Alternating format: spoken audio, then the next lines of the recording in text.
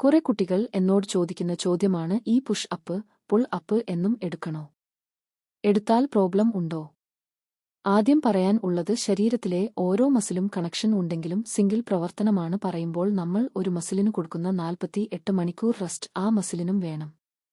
നമ്മൾ ജിമ്മിൽ ഓരോ ദിവസത്തെ വർക്ക് ഔട്ട് പ്ലാൻ കാണുമല്ലോ, തത് ഖൈനഖയെ ജനകഖയഥ ഇതിൽ ആക്റ്റീവ് ആകുന്ന മസിൽസ് വഭ്യനുവനോദനവൻ തഥോഗാൻ ആബംഭഞ്ഞ ധയപമോം ഭവഹധഹവണ ലോം എനങ്ങ് ആഗമേയലെനങ്ങ് തപധവണുഘ എനഗയ എന്നീ മസിലുകളാണ്. ഇതുപോലെ പുഷ് അപ്പ്, പുൾ അപ്പ് ചെയ്യുമ്പോൾ ഇതിൽ പലതും ആക്റ്റീവ് ആകും. പുഷ് അപ്പ് ചെയ്യുമ്പോൾ ധൈനയെ ഗബ്ധ്യമവധോദത അണഹധൈവ ധപഘയവവധ ആൻഡ് ജനവവ മസിലുകളാണ് ആക്റ്റീവ് ആകുന്നത്. ഈ പുഷ് അപ്പ് എന്നും ചെയ്താൽ ഈ മസിലുകൾക്ക് റെസ്റ്റ് കിട്ടില്ല. അപ്പോൾ ധൈനയെ ചെയ്യുമ്പോൾ പുഷ് അപ്പ് ചെയ്യുന്നത് നല്ലത്.